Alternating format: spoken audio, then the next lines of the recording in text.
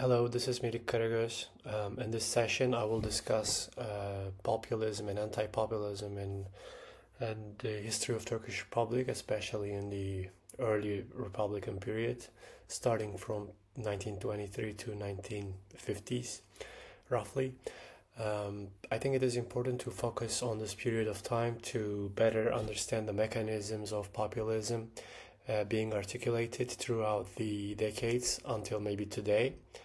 And also, I believe there is some misuse of these concepts in the Turkish political history. So when we say populism, the first thing comes into mind is halkçılık, which is which can be translated as populism in English. But the halkçılık was a movement. Also, it was a intellectual movement in the late Ottoman Empire, which was aiming to construct the idea of Turkish nation and appealing to the grassroots of society and teaching and educating them about being a nation. And this has become a historical legacy to the early Republican period, especially after the proclamation of the Republic. There has been some institutions like köy enstitüleri and halk evleri, which can be translated as village institutions and people houses. These institutions were the institutions of the early Republic, and they were aiming to reach as much people as possible and educate them and teaching them to do crafts or read or to learn how to read, how to write the new alphabet, and spread the idea of a republic and its principles. So all of these movements, starting from the late Ottoman Empire and stretching to the 1950s, was mainly an intellectual and elitist activity, because it wasn't a grassroots movement, but instead it was, as I said, was an elitist movement to reach the people and spread the new values of this new political entity, the new republic.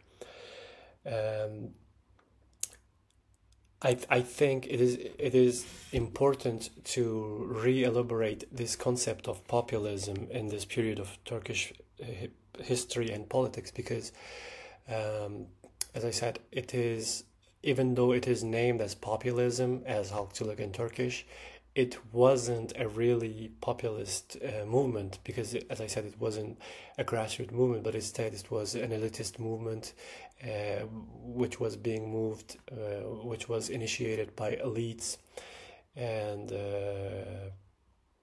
Republican elites.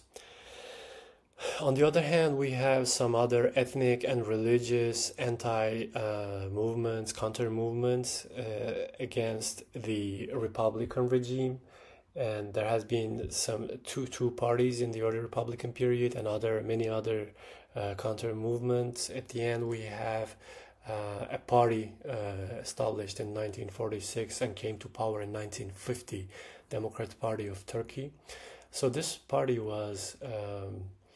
could be named as a populist movement as a result of all those earlier counter movements. This is where I want to focus my work on, because I am bringing into question the use and misuses of the concept of populism. As I said, the early Republican period's populism was as an elite movement, and I think it will be more appropriate to name it as anti-populist, because this understanding of halkçılık and the way it was embedded in the regime policies was suppressing other movements in order to better implement the values of the new republic and spread the values and have the people accept them and strengthen all the institutions of the republic. That's why I'm calling this as an anti-populist segment of the time in the Turkish politics. On the other hand, we have this anti-populist movements, which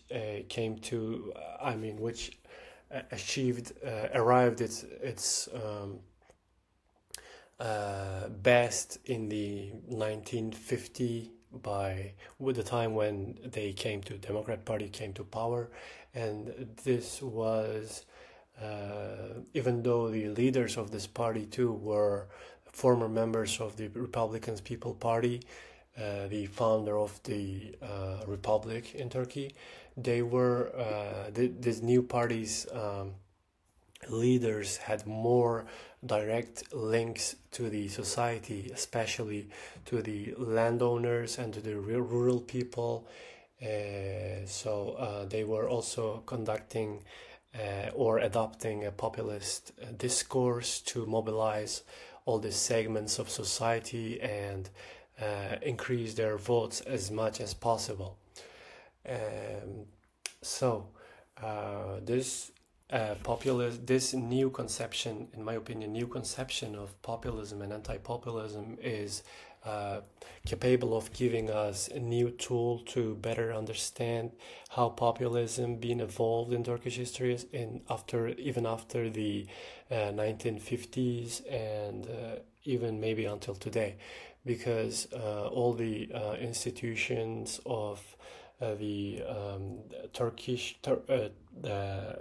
Turkey and all these politics is articulated somehow or adapted to populism in some way, even the bigger or smaller parties. So in my opinion, in order to better understand the Turkish politics mechanisms and of the early Republican period and of today, we need to focus and re-elaborate the concept of populism and anti-populism in Turkish politics, especially in the early Republican period. And this is what I'm trying to do in my work.